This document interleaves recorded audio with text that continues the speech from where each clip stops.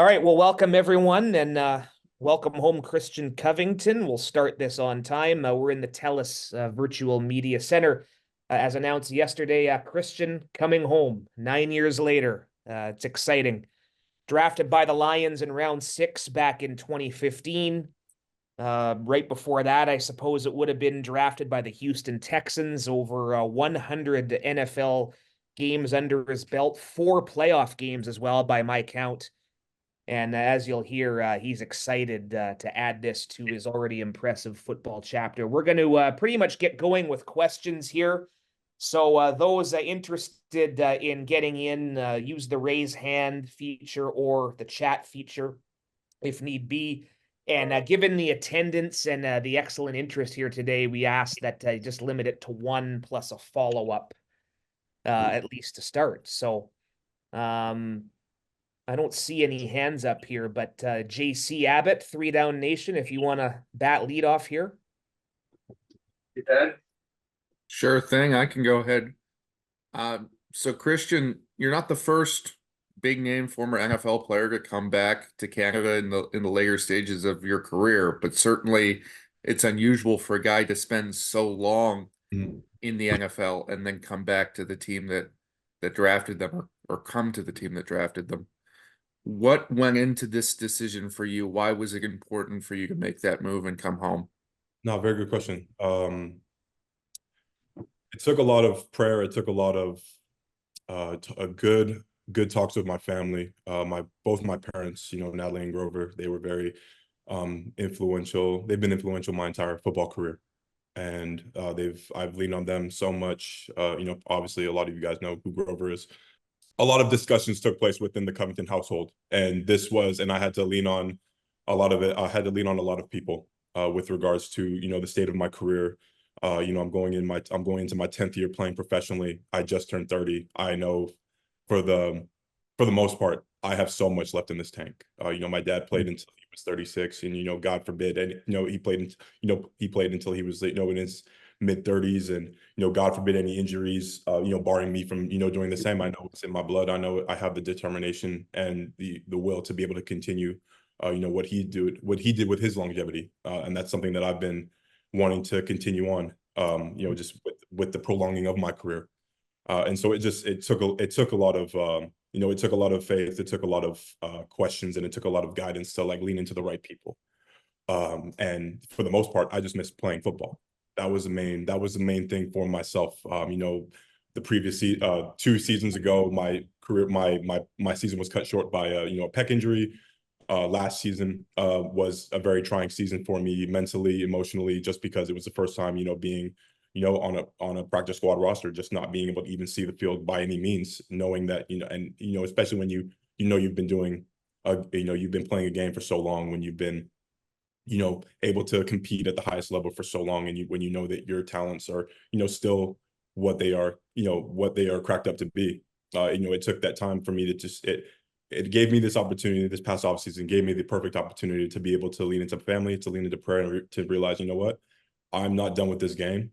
I want to continue playing with my career, for as long as God wants to allow me and bless me to have with the rest of my career. And if this is a journey that I have to take to be able to, continue playing the game that I love, and it just so happens to bring me back home to my hometown and to play for my hometown team, which are the BC Lions. God is good, and I am absolutely thrilled to be able to be, readying myself to play for an organization that took a chance on me, drafting me back in 2015 as well. So a lot of people probably didn't think I would be here.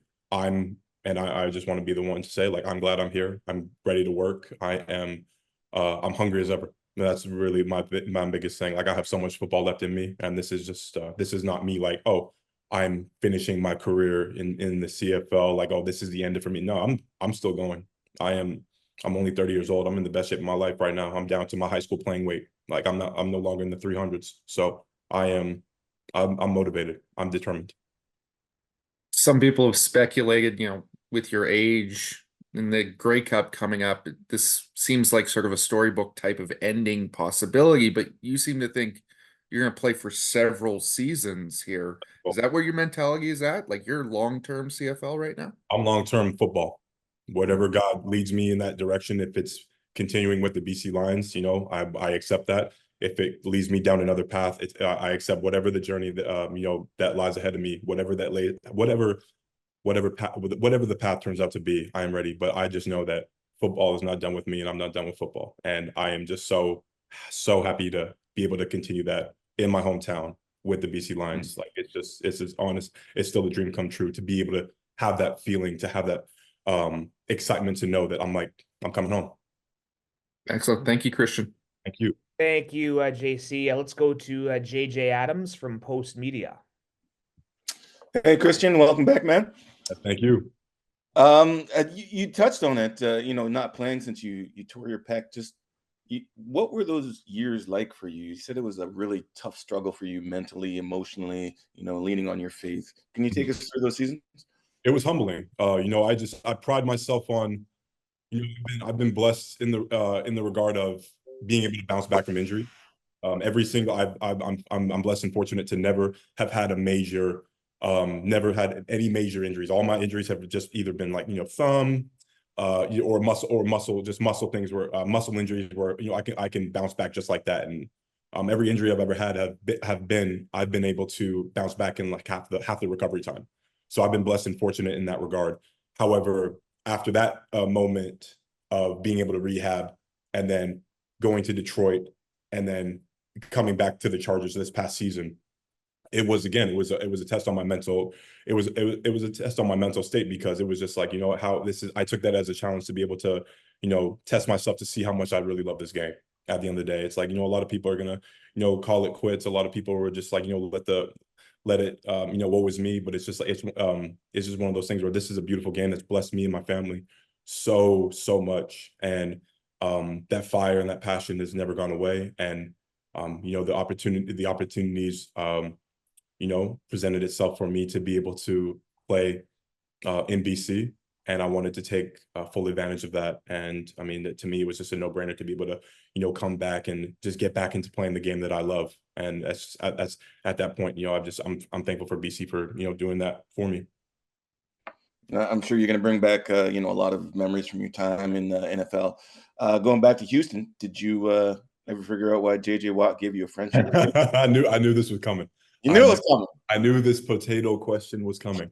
No, you know, JJ's been he's been my brother since day one. I love that man. You know, I love that man like brother.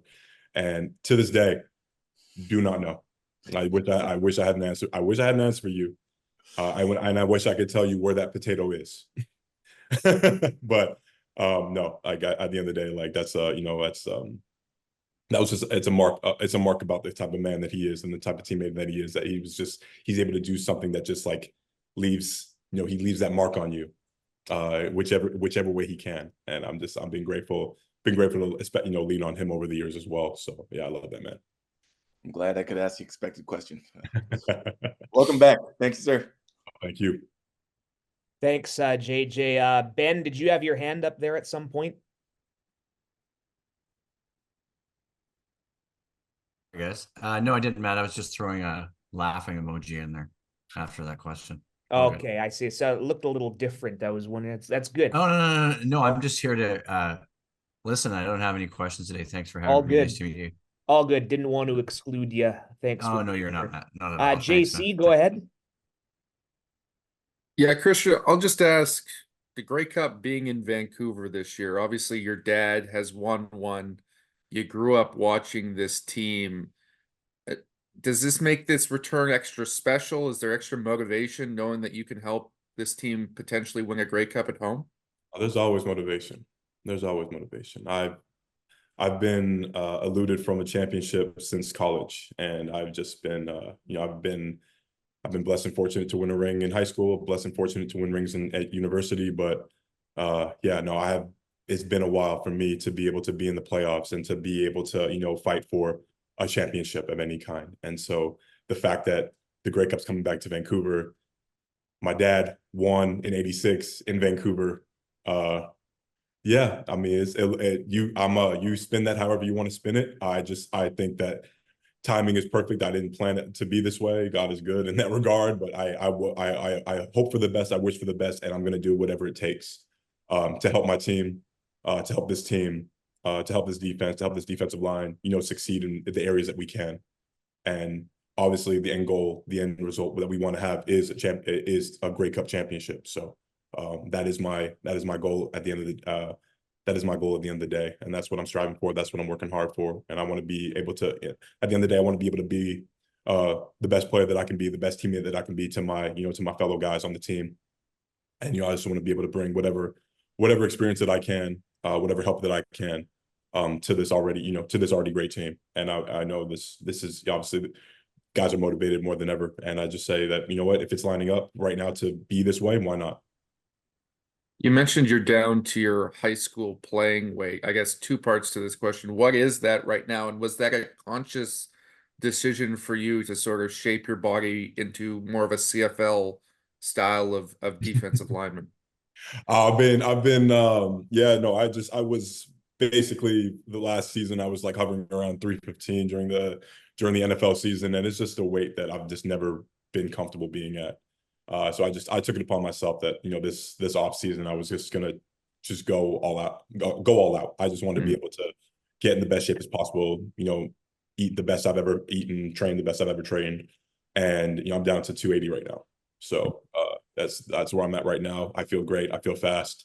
Just so happens that CFL is a passing league, and I think it's going to come in handy with having that extra yard off the ball. So to be able to gain that speed on offensive linemen. So I'm looking. It just turned out to work out for the best.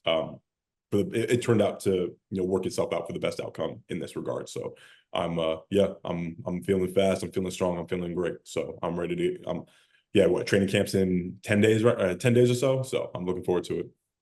Excellent. Thanks, Christian. Yeah, I have to update your bio already, Christian. Love it.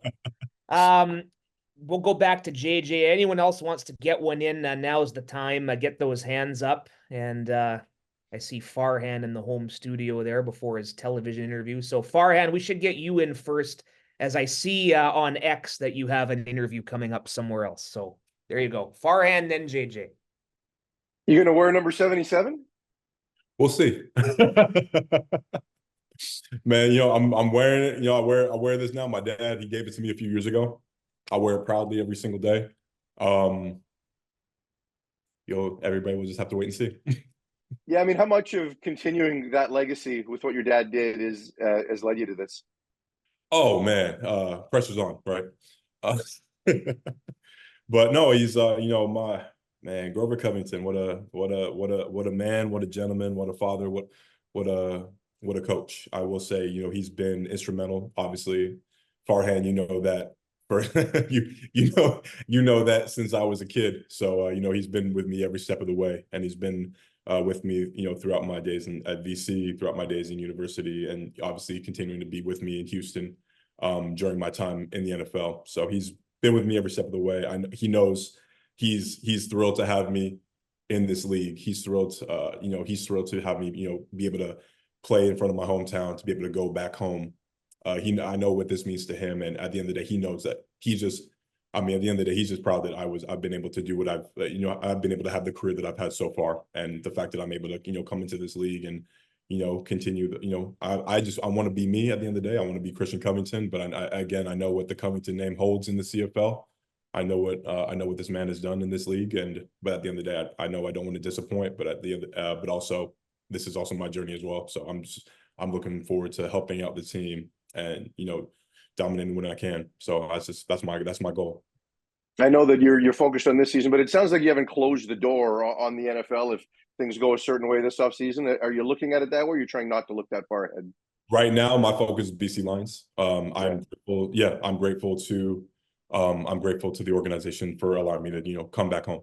But at the end of the day, I just know as far as my playing career is concerned, this is a step that God has brought me on. I believe that this is all part of His plan to be able to bring me into this organization, back into my hometown. This is how it's meant to be.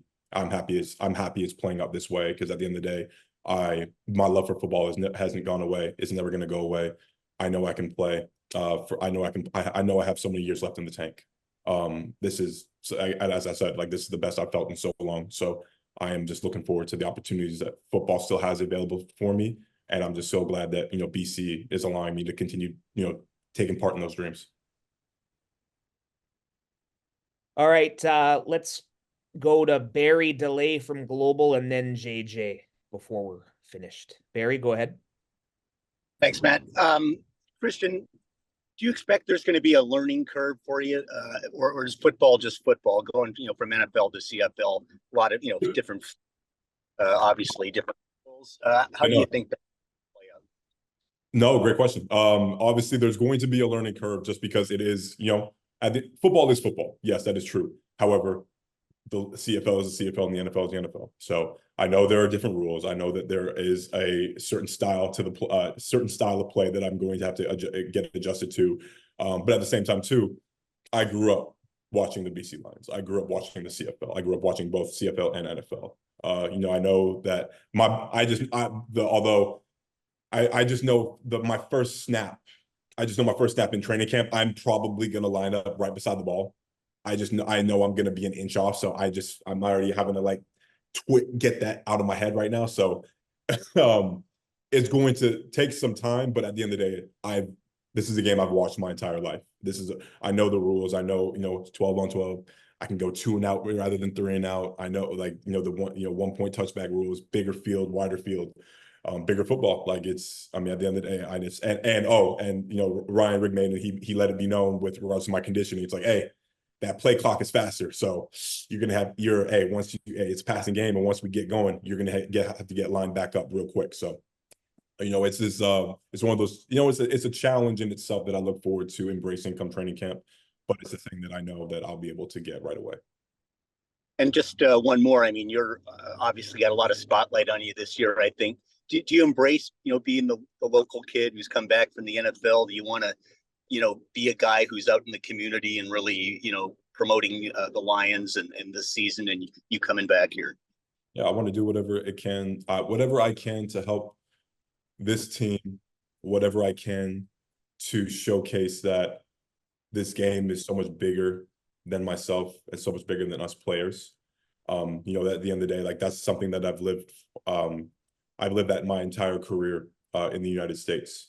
This game has blessed me with so much. It's all of our duties to be able to give back and to do work and give some output into our communities, into the younger generations that are looking up to us, who are striving to be professionals in their own rights, whether it be in the working field, whether it be in the athletic world.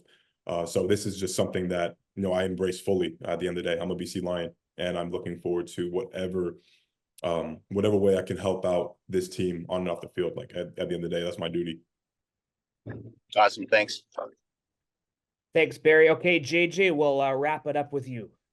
All right. Quick questions, easy one.